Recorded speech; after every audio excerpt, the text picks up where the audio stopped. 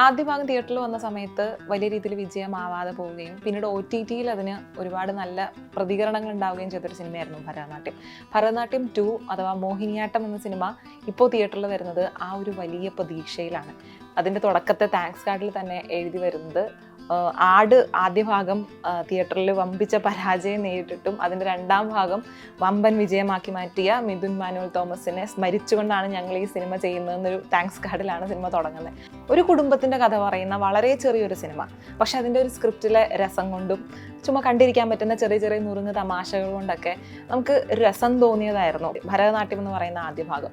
രണ്ടാം ഭാഗത്തിലേക്ക് വരുമ്പോൾ നമ്മൾ അന്ന് കണ്ട നിഷ്കളങ്കമായ ഒരു ഫാമിലി ഒന്നുമല്ല രണ്ടാം ഭാഗത്തിൽ മോഹിനിയാട്ടത്തിൽ.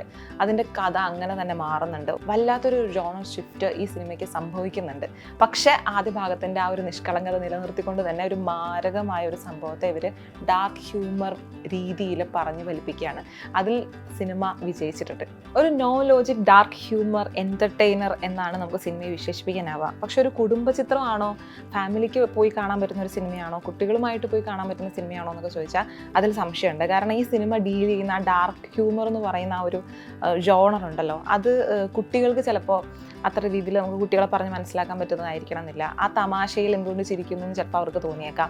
അത്തരം സംശയങ്ങൾ ഒഴിവാക്കാൻ കുട്ടികളെ സിനിമയിൽ നിന്ന് നമുക്ക് വേണമെങ്കിൽ മാറ്റി നിർത്താവുന്നതാണ്. പക്ഷേ നമുക്ക് പോലും അത്ഭുതം തോന്നുന്ന രീതിയിൽ ഒരു വിഷയത്തെ, ഇവർ കൈകാര്യം ചെയ്യുന്ന ഈ വിഷയത്തെ ഇത്ര ലൈറ്റായിട്ട് എത്ര തമാശ നിറച്ചുകൊണ്ട് അവതരിപ്പിക്കാൻ പറ്റുമോ എന്നൊരു സംശയം പോലും നമുക്ക് തോന്നുന്ന രീതിയിലാണ് ഈ സിനിമയുടെ അവതരണം പോയിട്ടുള്ളത്. അതിലെടുത്തു പറയേണ്ടത് ഇതിൻ്റെ തിരക്കഥ തന്നെയാണ്.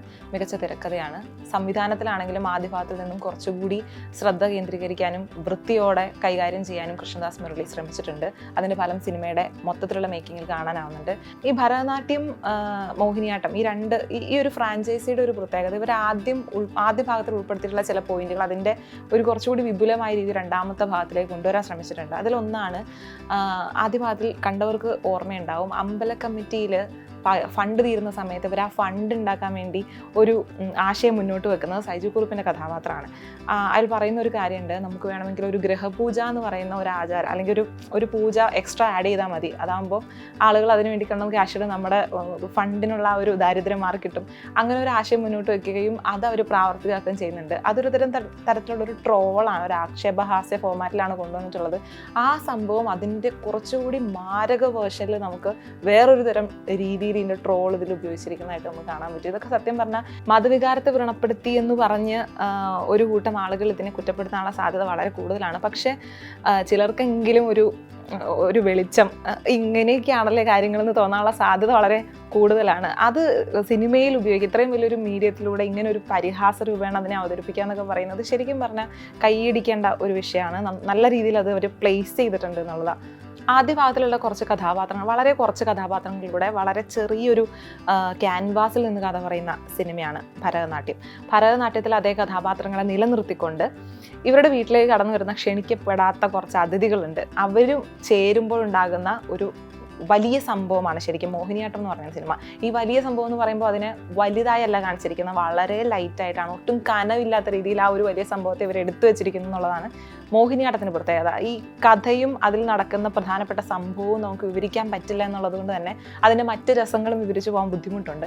പക്ഷേ ഇതിൽ എക്സ്ട്രാ വരുന്ന കഥാപാത്രങ്ങളുണ്ട്. മോഹിനിയാട്ടത്തിലേക്ക് വരുമ്പോൾ നമ്മൾ ട്രെയിലറിലൂടെയും മറ്റും കണ്ടിരുന്നു, ബേബിജീൻ്റെ കഥാപാത്രം, സുരാജ് വെഞ്ഞാറമൂടിൻ്റേത്, ജഗദീഷിൻ്റേത്, ഇത്തരം കഥാപാത്രങ്ങൾക്കെല്ലാം സിനിമയ്ക്ക് കൊടുക്കാൻ പറ്റിയിരിക്കുന്ന കോൺട്രിബ്യൂഷൻ എന്ന് പറയുന്നത് വളരെ വലുതാണ്. അതിൽ ബേബിജി നമ്മൾ ഒട്ടും എക്സ്പെക്റ്റ് ചെയ്യാത്ത തരത്തിലാണ് പെർഫോം ചെയ്തിട്ടുള്ളത്.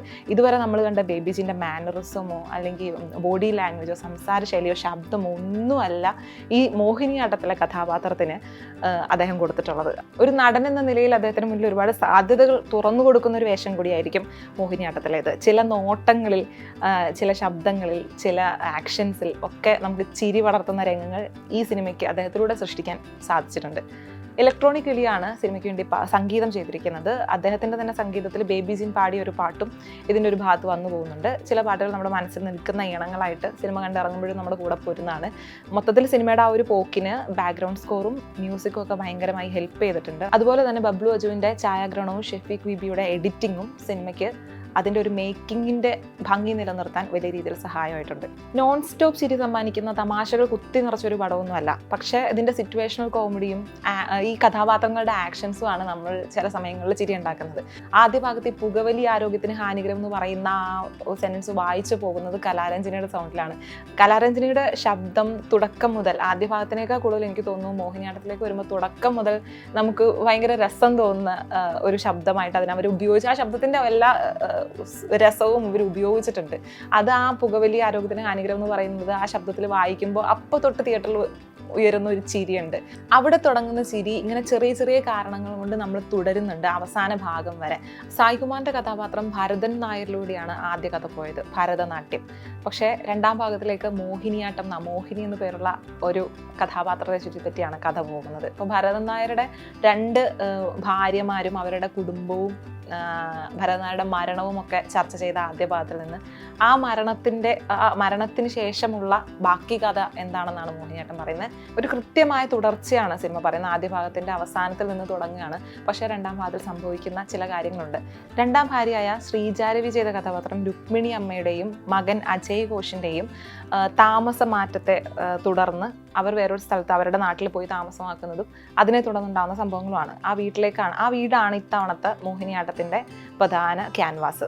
ഡാർക്ക് ഹ്യൂമർ കോമഡി കൈകാര്യം ചെയ്യുന്ന സിനിമകൾ എന്ന് പറയുമ്പോൾ നമുക്ക് കൃത്യമായൊരു ഉദാഹരണം മലയാളത്തിൽ എടുത്തു പറയാൻ ഈ അടുത്തുണ്ടായിട്ടില്ല.